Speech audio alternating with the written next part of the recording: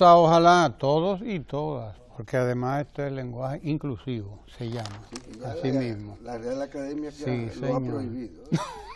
La Real Academia no es quien dicta la lengua. La lengua es dice Gabriel García Márquez, que las palabras son seres vivos, decía el Gao. Eso no cabe en las lindes de la Real Academia, ni de ninguna academia. Las academias todas están llamadas a constatar, a incorporar, etcétera. Pero a dictar reglas, eso no le va a ellos. Pueden dictarlas, pero de ahí a que uno las siga.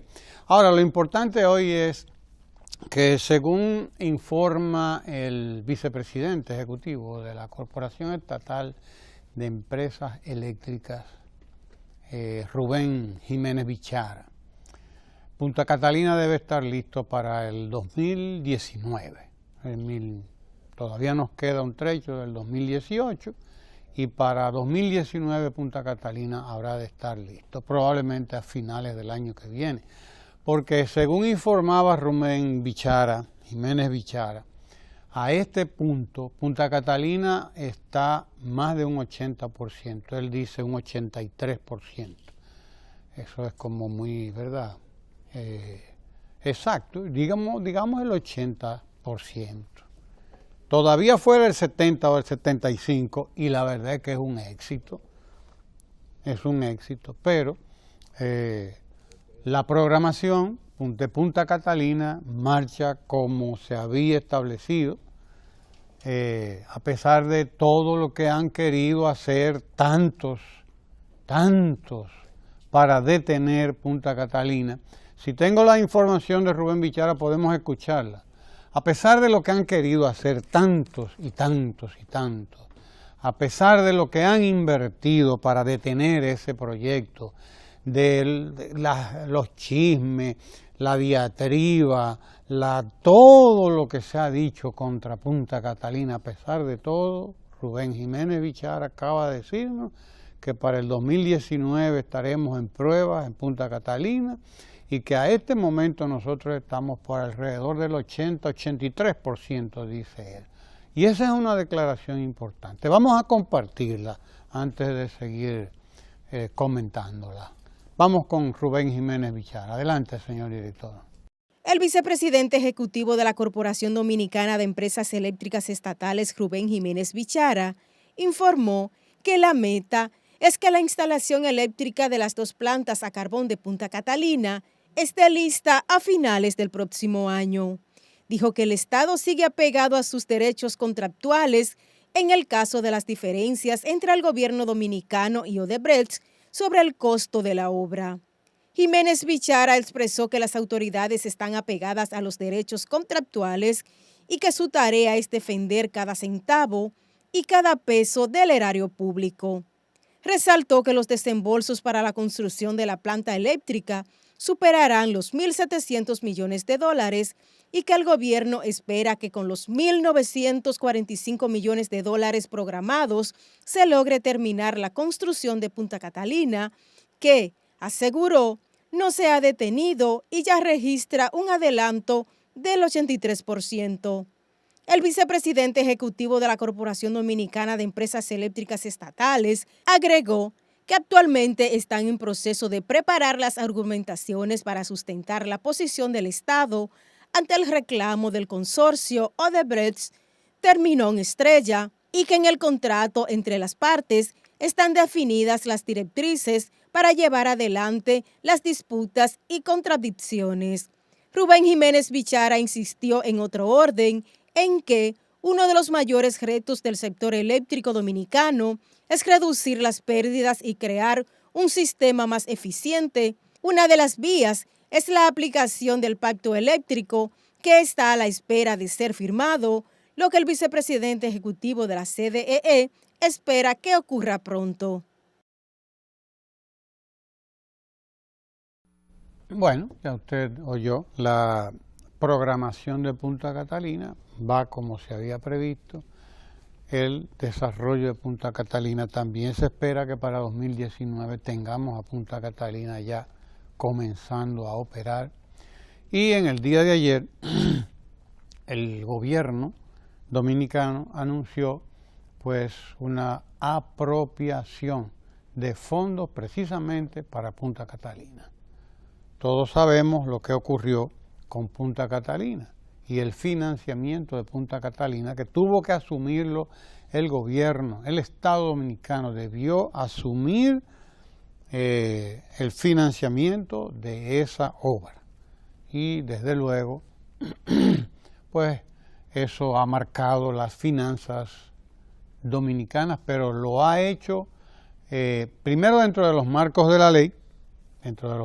la ley, estrictamente apegado a la ley, por un lado, y segundo, especializando recursos propios para eso, especializando recursos que hubiesen sido resueltos con el financiamiento extranjero que se había planificado con el BANDES, el Banco de Desarrollo de Brasil. Ese banco pues fue objeto de un diferendo con un banco francés, el BNP Paribas, que finalmente tuvo problemas para...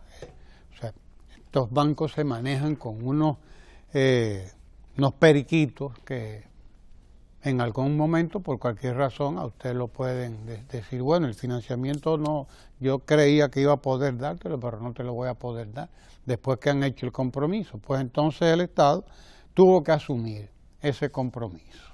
Y ha estado asumiendo deuda soberana y ha estado asumiendo también deuda pública interna y especializando recursos del presupuesto para terminar a Punta Catalina, porque lo que no podemos hacer es detener a Punta Catalina. Eso no se puede hacer por nada del mundo y mucho menos a esta altura del juego, cuando el costo de detener a Punta Catalina sería muchísimo más elevado que el de terminarla, para que entendamos de qué estamos hablando.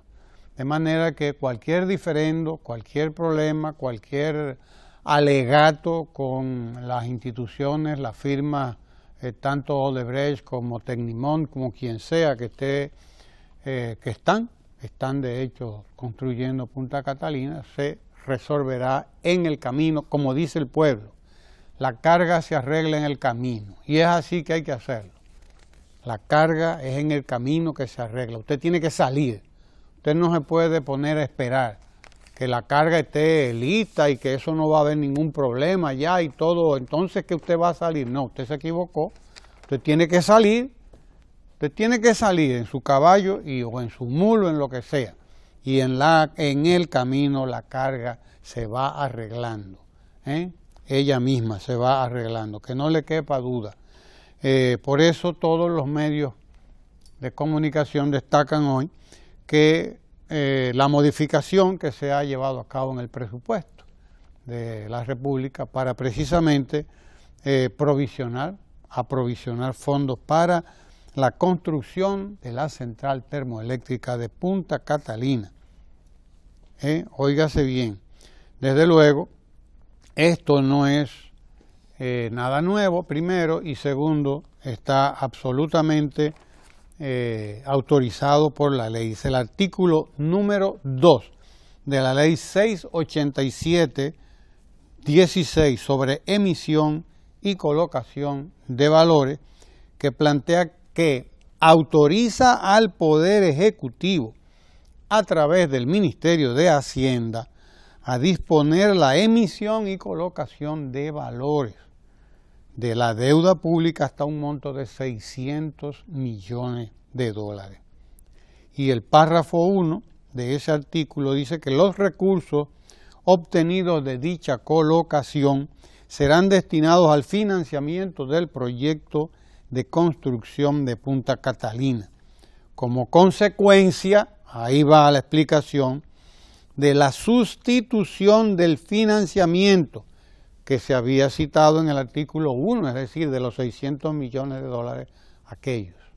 Esos 600 millones de dólares son los 29.000 millones de pesos que acaba de reponer el Estado. Es decir, una cosa por otra.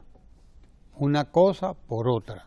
Si podemos con el presupuesto, pues así se hace. ¿Qué fue lo que solicitó Hacienda? Número 1, el aumento de las fuentes financieras para la colocación de bonos soberanos, realizada el 13 de junio del 2017 con el objetivo de financiar el proyecto de Punta Catalina e incrementar las apropiaciones por un monto de 29.517, en números redondos, millones de pesos.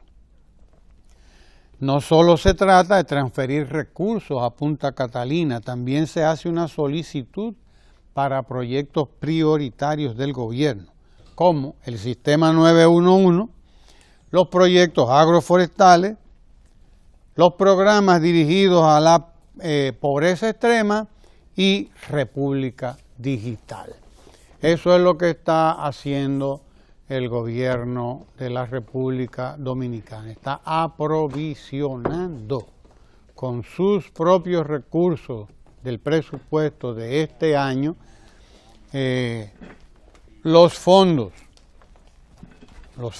indispensables, fondos necesarios para Punta Catalina. Hay una parte, repito, que son para Punta Catalina, pero hay otra parte que son para programas fundamentales, como el Servicio Nacional de Atención a las Emergencias 911, los programas agroforestales, 3, principalmente los dirigidos hacia el sur, programas también dirigidos a terminar con la extrema pobreza en la República Dominicana y particularmente República Digital. De manera que la mayor parte del aprovisionamiento va dirigido desde luego a Punta Catalina, que son 29.000 millones de pesos. El resto va a estos programas. Eso desde luego tiene también una explicación en la estructura impositiva, o mejor dicho, de recaudación del Estado Dominicano. El Estado Dominicano tiene que manejarse con un sistema de recaudación que, como todo en la vida, puede subir ahora y puede bajar ahorita, y hay que estar, por lo tanto, trabajando el presupuesto según el gobierno recibe fondos provenientes de los diferentes fuentes de entrada, particularmente los impuestos internos. Eso es importante. Pese a que Punta Catalina se sobredimensiona, el manejo comunicacional de este tema tiene que sentarse en fundamentalmente la legalidad de este proceso. Es decir, todo se ha llevado a cabo según lo establecen las leyes del país y particularmente la ley de presupuesto tanto del 2016 como del 2017, que son las que establecen cuáles son los fondos que van hacia la planta termoeléctrica de Punta Catalina.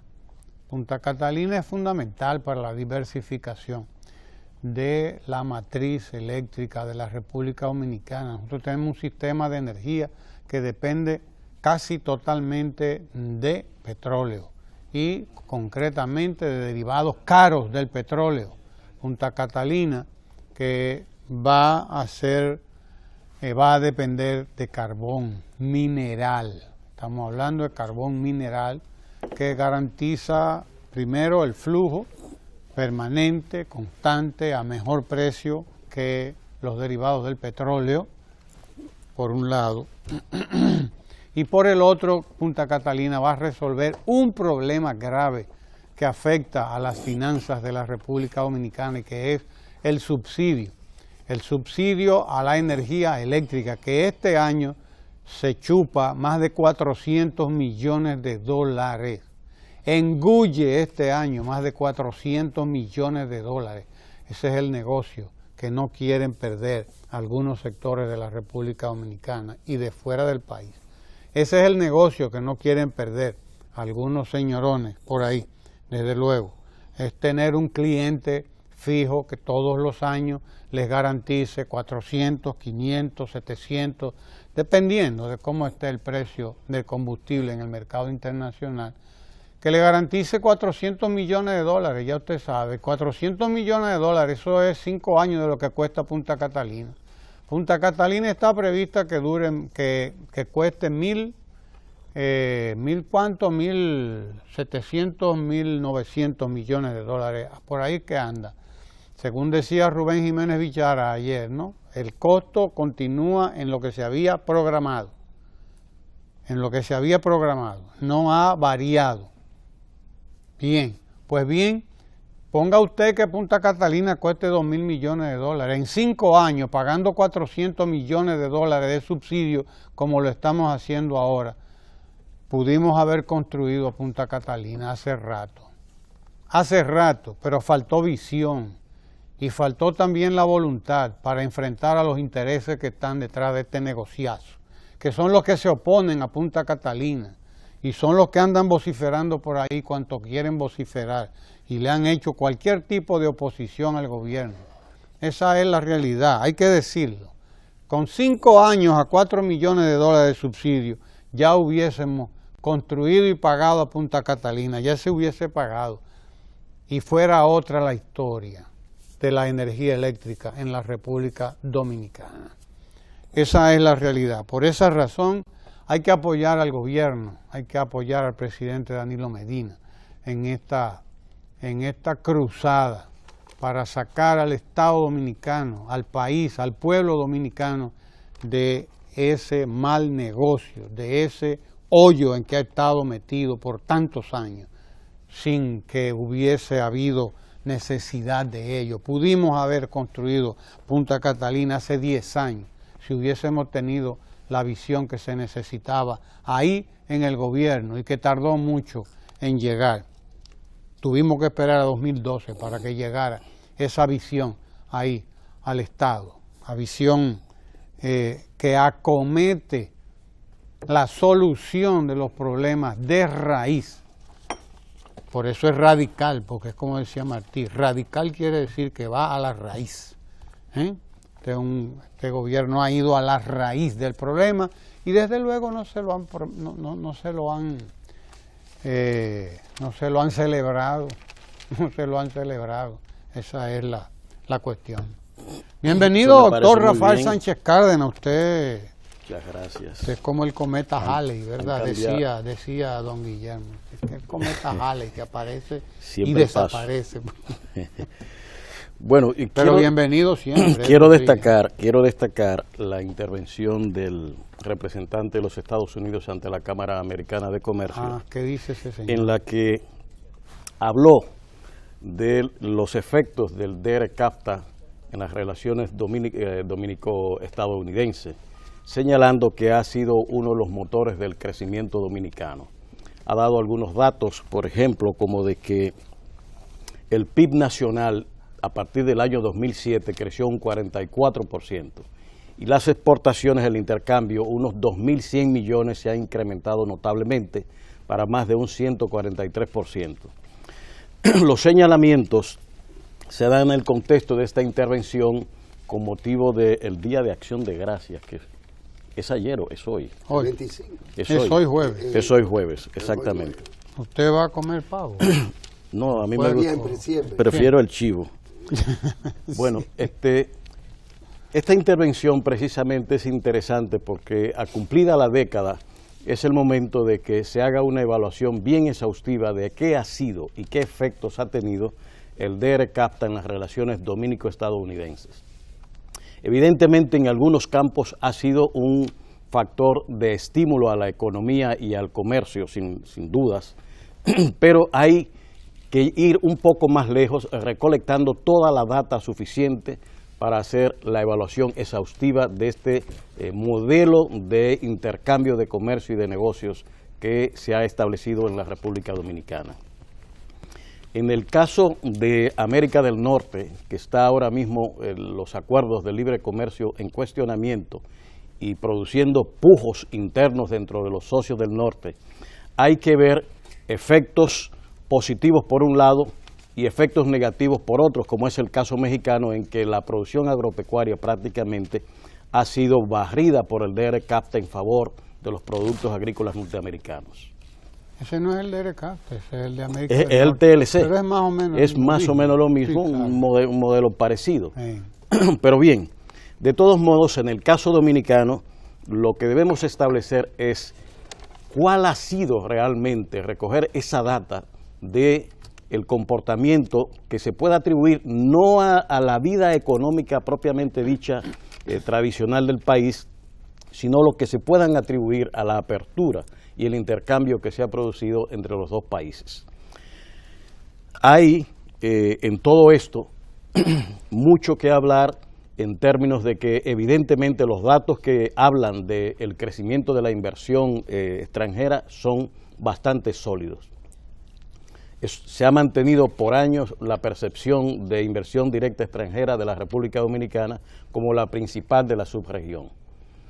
¿Tiene esto que ver con el DRCAFTA? Hay un aumento de la empleabilidad vinculada a este crecimiento económico que señala el embajador norteamericano. El crecimiento del PIB que se ha producido puede... ¿Qué parte del DRCAFTA y sus medidas pueden ser atribuidas exactamente a este y no a otras labores o oportunidades de negocio que se han presentado? El motor de la economía dominicana es el turismo, que se ha mantenido creciendo sostenidamente. Si el turismo es el motor, habría que ver en qué medida se vincula esta actividad productiva nacional con la existencia del DRCAFTA. ¿Cómo influye este acuerdo internacional en el desarrollo del turismo dominicano, siendo este el motor de la economía? Es claro de que la agropecuaria nacional ha sido rescatada de aquel letargo en que cayó después de la crisis económica del año 2003-2004, en el que el financiamiento al sector desapareció de todo el espectro financiero. La intervención del presidente con los financiamientos a asociaciones campesinas y productores agropecuarios ha dinamizado esta producción y aumentado no solamente la calidad de los productos, sino además los procedimientos y empaques de esto, y producido movilidad importante en los ingresos y social de los sectores productivos y campesinos de la República Dominicana. Esta es una medida que no puede ser atribuida directamente al DRCAFTA. El hecho de que esas asociaciones estén colocando sus productos al sector turístico directamente como si fueran exportaciones, me parece que tampoco puede ser atribuida al DRCAFTA. Entonces sería bueno discernir, ¿verdad?, separar los influjos positivos que pueda tener el DRCAFTA en la economía nacional para que tengamos una idea bastante cercana de ese acuerdo que se ha producido entre los dos países. Parece ser, a grosso modo, de que ciertamente ha facilitado el comercio y ha estimulado las inversiones. Pero es bueno que toda la opinión pública reciba la información, los estudios pertinentes que nos den una información bien sólida sobre esta década de acción del DRCAFTA, profesor. Que no sea nada más la percepción única de un dato, sino mucho más información sobre este negocio que hemos hecho con los Estados Unidos y en qué medida ha beneficiado al país. Yo creo que todos los acuerdos son buenos. ¿Usted no cree que los intercambios deben ser buenos? No. Siempre? Bueno, y son positivísimos. Y creo en la relación siempre equitativa entre los estados y los gobiernos. A nosotros pues nos ha ido bien en las relaciones que hemos hecho en los negocios, no solo con Estados Unidos, sino también en todos los intercambios en que hemos participado últimamente con el sistema interamericano en sentido general, llámese el SICA, llámese el CELAC, llámese todos estos sistemas también, que el gobierno dominicano ha estado diversificando sus relaciones internacionales. Usted quiere ofrecer algunas declaraciones, así que adelante, somos todos oídos. Bueno, lo que pasa es que aunque hay naciones... Está generoso el hombre hoy. Sí. No, es que lo veo está ahí. De pre-blap. No, sí, pre-blap. Black Friday. Mire, hay naciones que dan riversazos, pero es obvio que la perspectiva globalizadora que ha marcado las últimas 2 décadas, digamos, Y que va a seguir marcando al mundo. y que va a seguir marcando el mundo, Y es así. es un factor de progreso de la humanidad. Cuando usted lo lleva a las cuestiones de tipo comerciales, a las guerras comerciales, pues es evidente que sea de manera bilateral o a partir de un gran acuerdo marco y avalado todo esto por la Organización Mundial del Comercio y demás, los acuerdos deben de ser ganar-ganar. Claro. Ahora, la relación dispar en nuestro comercio con Estados Unidos siempre, con o sin, ha sido deficitaria, Desigual. desigual. Sí, Y sí. todos ya deberíamos saber por qué. Conviene a nuestros países y a los países en general de economías más pequeñas y llamados países en desarrollo regular acuerdos equitativos. Claro que sí. Lo que pasa es que a veces se va a las negociaciones con los pantalones como los que usan los Joe, Muy bajitos. cayéndose Ujú. y enseñando los calzoncillos, la moda más absurda y mucho menos la práctica más absurda al momento de ir a una negociación de cualquier tipo. Entonces, es obvio que deberíamos establecer estrategias para ir achicando el tema. Pero en el caso, por ejemplo, de las relaciones entre República Dominicana y Haití, ¿cómo es la relación? Es dispar también. Es dispar, Totalmente. es desigual también, y a nosotros no nos preocupa demasiado el tema. Según, no sé, me parece, como que aquí a nadie le esté preocupando el tema.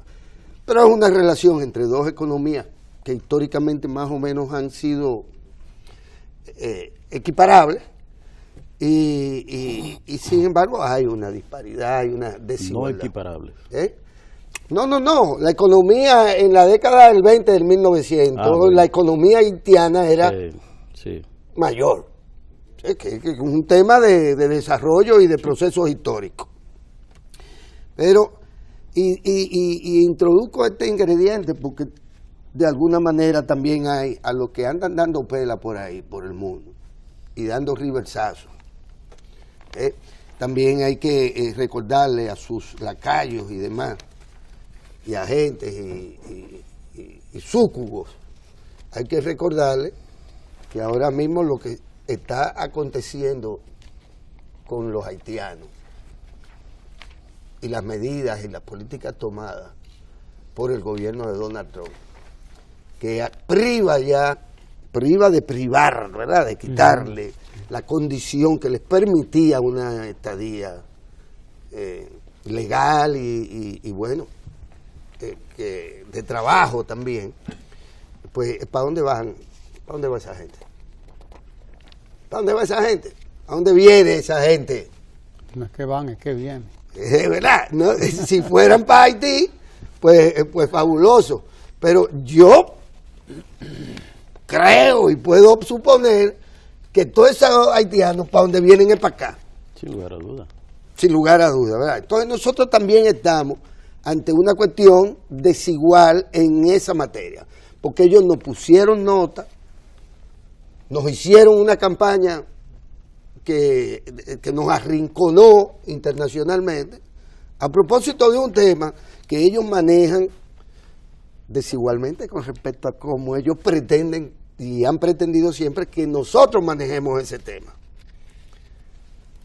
Porque así como ellos hablan de corrupción, pues nosotros también tenemos que hablar de inmigración y de emigración. Porque las relaciones, sean bilaterales o no, son también complejas. no se trata solo de mercancías en los acuerdos comerciales, se trata también de flujo de capitales, pero se trata también de flujo de migratorios. El tema que veo, Guillermo, es que en la negociación de acuerdos de este tipo, sobre todo con niveles de desarrollo desigual, tú tienes un gran país como Estados Unidos que tiene, digamos, está en cuarta generación industrial, por tanto con un nivel de infraestructura productiva y de conocimiento muy superior, frente a un país que todavía tiene, fuera del servicio de turismo, la agricultura como uno de sus fundamentos principales. La manufactura no es la actividad principal y además está en un nivel, digamos, cuasi primario, ¿verdad? Claro. Y en el área de agroalimentación, como bastante. ¿Cómo dos economías de este tipo, con un alto valor agregado de productos que vienen de Estados Unidos y por tanto generador de desigualdades, va a competir con una economía que está sirviendo a sus socios productos primarios? Es decir, venderle vegetales a Estados Unidos nunca va a producir los agregados financieros y económicos que produce la cantidad de vehículos, maquinarias, la planta Punta Catalina, que por cierto el generador es General Electric. Pero atarnos a la PL 480 generó una desigualdad, o apuntaló un margen de desigualdad en el intercambio, en esos intercambios, porque nosotros pudimos haber seguido produciendo maní, o produciendo coco, o produciendo lo que fuera, y eso desmontó el potencial agroindustrial dominicano. Entonces es una cuestión de política. O usted hubiera mantenido la PL 480. No, pero precisamente eso es lo que digo, o sea, en esa desigualdad de los dos países, tiene que haber en la negociación sistemas de protección. Tiene que haber negociadores que no se le caigan los pantalones.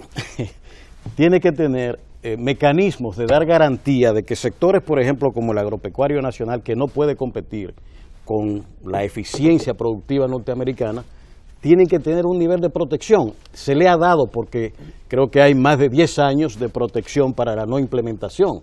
Pero eso casi es aceptar de que las diferencias entre las dos economías en materia agropecuaria en 10 años se van a resolver, y eso es mentira. Eso es mentira, porque ni hay el desarrollo de semillas, ni mecanización, ni todo, ya pasaron. Y la apertura viene total. Entonces, por ejemplo, yo digo, nosotros tuvimos suficiencia arrocera, ayudada por mecanismos financieros locales bastante efectivos, y hay incluso fincas que tienen capacidad productiva igual a Estados Unidos, fincas. Pero la mayoría de la producción no puede competir con los productores norteamericanos. Cuando ahora se abra esto, ¿qué es lo que va a pasar? Lo que pasó en México, que el frijol y el maíz, fundamentalmente, de donde que se producían nacionalmente, ahora viene a Estados Unidos.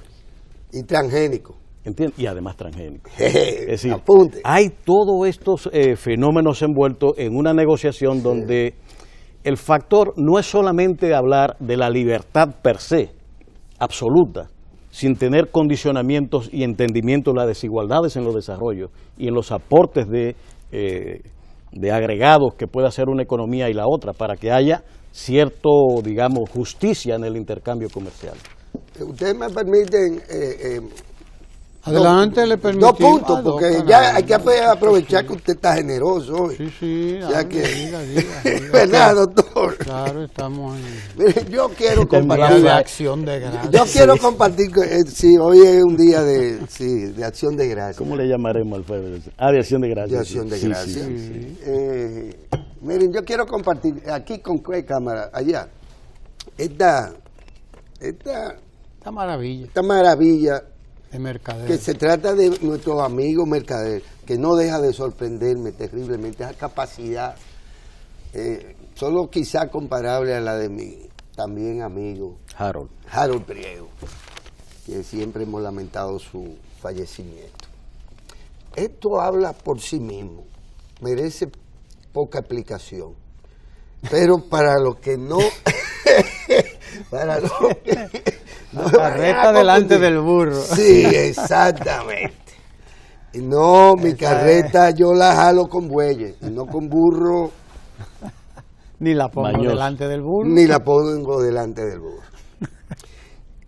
Y ustedes ya identifican ahí un poco a quienes están en eso. Esto no merece explicación. Ahora, yo le quiero pedir... Mercader pone el burro a empujar. Yo le quiero pedir... No a alar.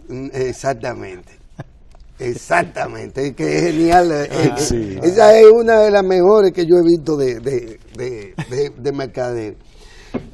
Pero yo le quiero pedir al doctor Sánchez Cárdenas. Sí, porque a él es que hay que pedirle hoy la venia. La venia Sí. por el Día de Acción de Gracias.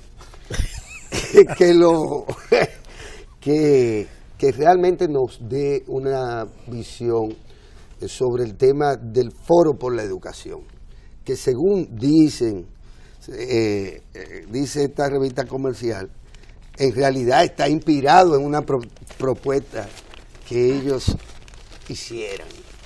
¿Y cómo ustedes andan detrás de estas revistas comerciales? Como los burros... Con la carreta. Con la carreta. Delante. Como los burros con la carreta. Parece ser que ustedes decidieron pues hacerlo. Aquí lo dice. Por eso es importante el Foro por la Educación Superior del Futuro, que se celebra hoy con los auspicios del Ministerio de Educación Superior, Ciencia y Tecnología, inspirado en una propuesta que en ese sentido hiciera el Listín Diario.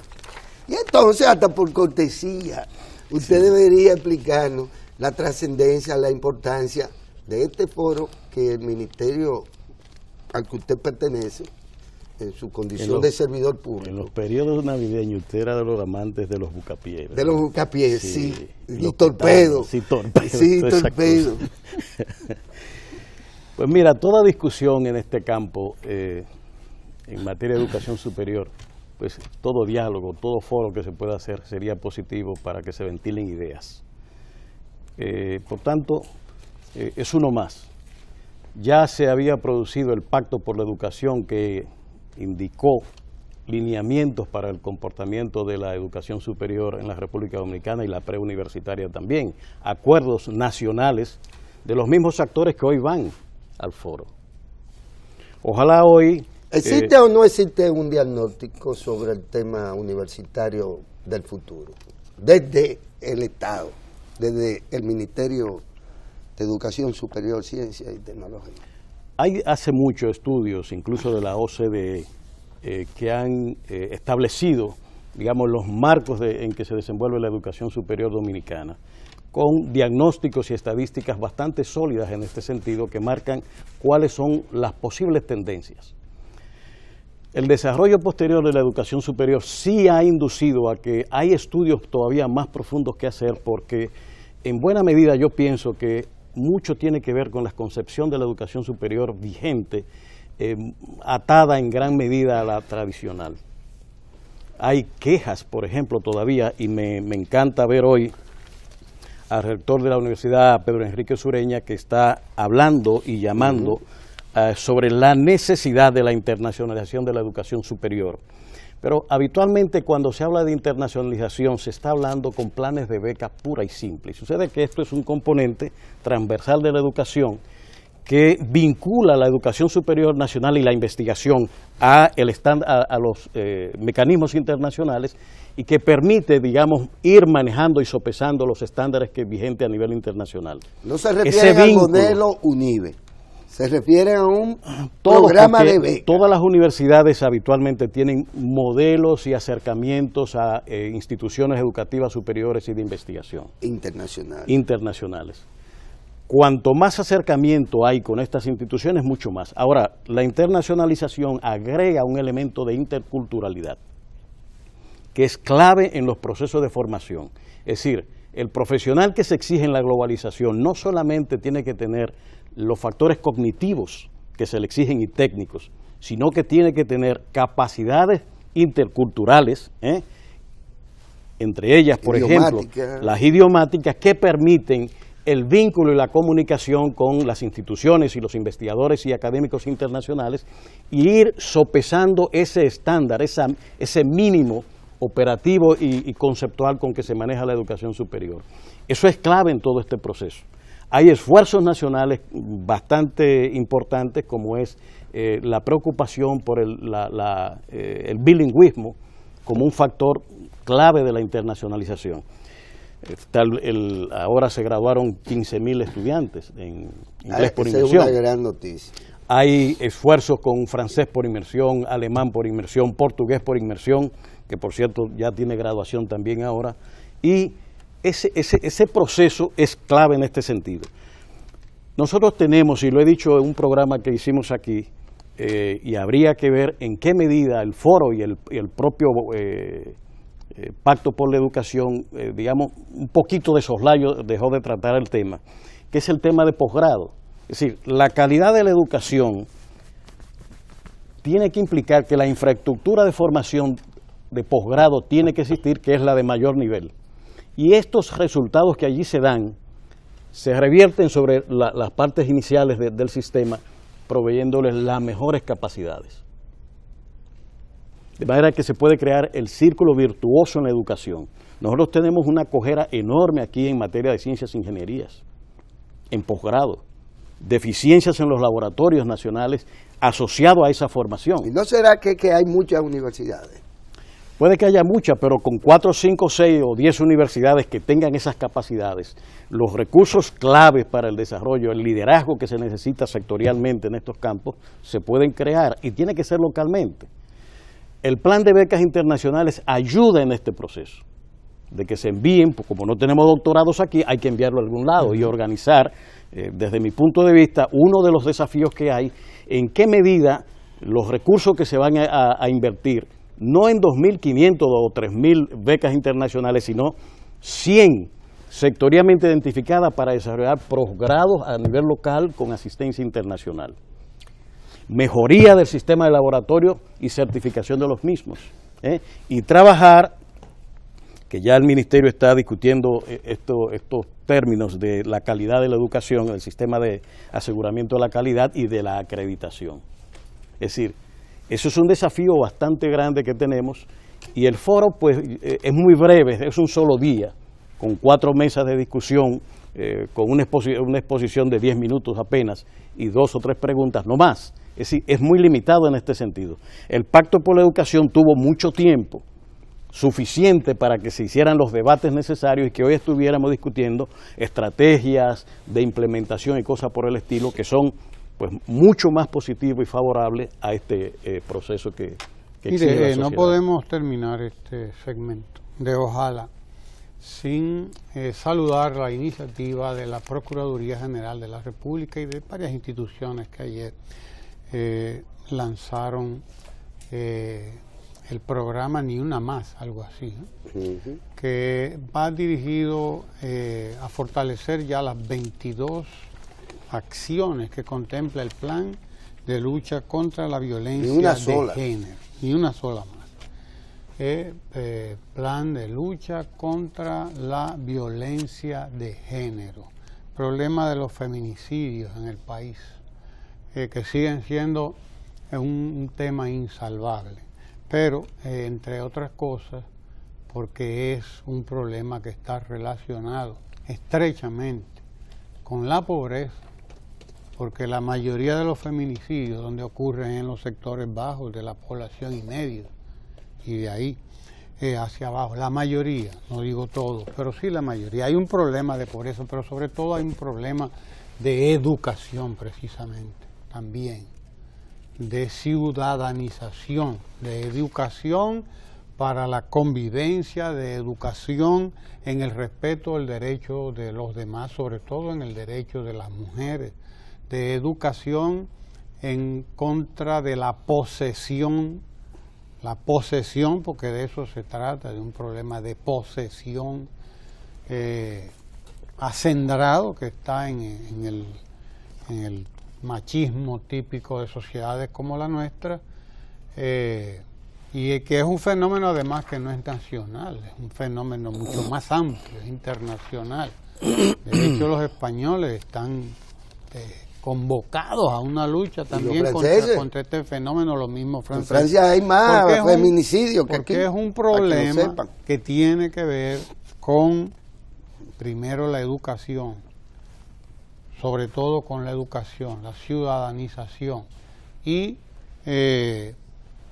segundo, con ciertas concepciones, por un lado, y tercero, con el poder, que la sociedad tradicional reconoció al hombre, y que el hombre fue perdiendo. Usted lo sabe eso, porque nada más hay que ver algunas películas de los años 20, 30, 40, para uno darse cuenta de lo que heredamos hoy, porque eso viene de muy lejos, No lo vamos a resolver de un momento a otro, pero tenemos que fortalecer mecanismos como los que ha puesto a disposición ya el gobierno dominicano. Son 22 acciones de la lucha contra la violencia de género, 22 acciones. El procurador Jean Alain Rodríguez, procurador de la República,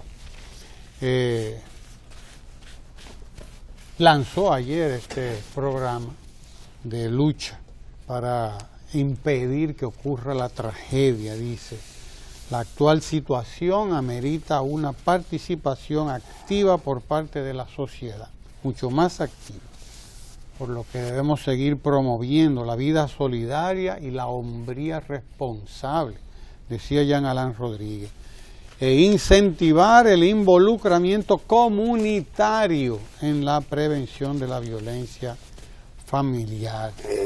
Ese es un tema que a usted le fascina.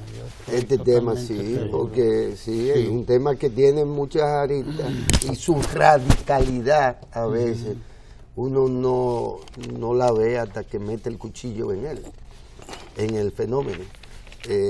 Políticas profilácticas, claro, necesarias, y son más complejas de lo que uno supone, que atraviesa incluso por, en términos de mediano plazo, probablemente, el de fomentar el trabajo social como carrera, que desapareció el trabajo social como carrera. Por eso habla de la participación comunitaria. Y universitaria, y ahí vamos. Las universidades nuestras dejaron de producir trabajadores sociales. Y la única que la tuvo en su momento fue la Ucamaima, y así creo que también desapareció. Convoca el procurador a los médicos de los hospitales públicos a alertar, dice, sobre la forma inmediata inmediatamente a la fiscalía cada vez que reciben. Pero también el énfasis tampoco tiene ni debe ser de la Procuraduría, y con todo el respeto del mundo. El énfasis es del Ministerio de Salud Pública, porque la profilaxis atraviesa más por los psicólogos y por los psiquiatras y por los trabajadores sociales que por un bendito abogado en una fiscalía, que es un espacio en donde lo que finalmente se discute ahí, que es lo que aconteció.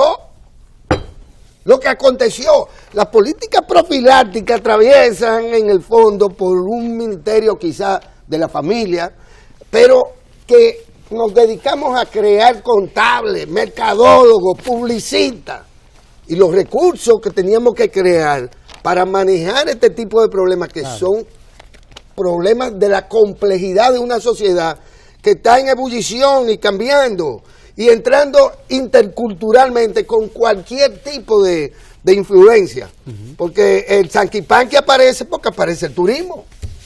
Míralo cómo va, parece Chaplin, míralo cómo va, parece un turista. El Ministerio de Educación ha preparado una guía de prevención que será puesta en práctica en todas las escuelas. Además de eso, se instaló una línea de vida, así mismo se llama, línea de vida, 365 días del año, 24 horas, para denunciar el abuso contra la mujer. Se habilitan 14 nuevas unidades de violencia de género y se readecuarán 19 instaladas en las fiscalías barriales.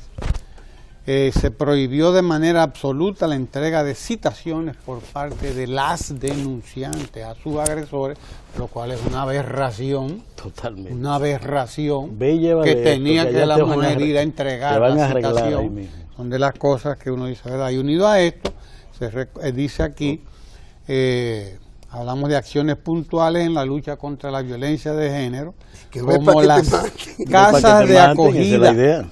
Casas de acogida del Ministerio de la Mujer, el sistema 911, que ha venido a ser un instrumento importantísimo en la lucha contra los feminicidios, la violencia de género en sentido general, la línea de auxilio 24 horas, la Dirección Especializada de Atención a la Mujer y la Violencia Intrafamiliar de la Policía Nacional. Concomitantemente, el gobierno lleva a cabo diversos proyectos sociales de crédito, capacitación y alfabetización para apoderar a la mujer y eliminar la dependencia económica y emocional de su agresor. Nosotros queremos hoy, día 23, bueno, nos queda desde todavía el 24, porque esta es la semana dedicada a recordar la caída, asesinadas de las 3 hermanas Mirabal, violencia de género practicada desde el poder del Estado, Ya usted ve desde cuándo venimos practicando, venimos bregando, lidiando con esa violencia abusadora contra la mujer. Pues estamos en la semana de la lucha que contra la violencia de género. Su doble cara también, ¿verdad? Porque yo conozco muchos amigos incluso maltratados. Y maltratadores también. De eso nunca he sido amigo. Nunca he sido amigo de los maltratadores. Bien. Pero he acompañado a muchos amigos maltratados. Que los hay. Que los hay, evidentemente. Bueno, lo hay, es violencia de género también. También, y intrafamiliar, que es más amplia, porque se ejerce violencia contra la niñez también. Contra la niñez. Estamos hablando de violencia intrafamiliar, pero hablamos de violencia de género. Las que son asesinadas todos los años son 100 y pico de mujeres. Pero tienen hijos. 100 y pico de mujeres. Tienen hijos. Bueno, pero es que eso es lo que hay que estudiar. Los involucra. Es que eso es lo que hay que estudiar precisamente. ¿Por qué? ¿Por qué? Y eso es lo que está pasando. Es que la mujer también ha reaccionado en contra de esas relaciones abusadoras, poderosas que había del hombre sobre la mujer. ¿Qué hay? Y que la calle era del hombre y la casa de la mujer y que todo ese tipo de cosas. Claro. Es que estamos nosotros ahora precisamente tratando de superar. Y por eso esto es un problema de mucha educación, de mucho trabajo comunitario y de tratamiento del fenómeno a escala compleja, porque psicología de masa, compadre. Claro, a escala compleja, no es un problema simple, es la realidad. También estamos en la semana de la prevención de los accidentes de tránsito y el Instituto de Tránsito y Transporte pues ha estado desarrollando una campaña importante contra los accidentes de tránsito, el manejo adecuado de nuestros vehículos, etcétera. Así que estaremos todavía con estos temas de ahora y siempre, porque son temas de siempre, aunque bueno, estemos en una semana crucial para tratarlo. Nosotros tenemos aquí a Altagracia Tavares. Ella es directora ejecutiva de FEDOMUS, es la Federación Dominicana de Municipios, y ella va a estar ahora mismo en conversación con nuestra compañera Francis Jorge, que ya andan por ahí. Ya deberían estar van aquí para la agenda municipal. Así que no se mueva de ahí porque vamos a conversar con Altagracia Tavares, directora ejecutiva de FEDOMUS, la Federación Dominicana de Municipios, y Francis Jorge estará conduciendo esa entrevista en Lo que canta un gallo. Así que no se mueva de ahí.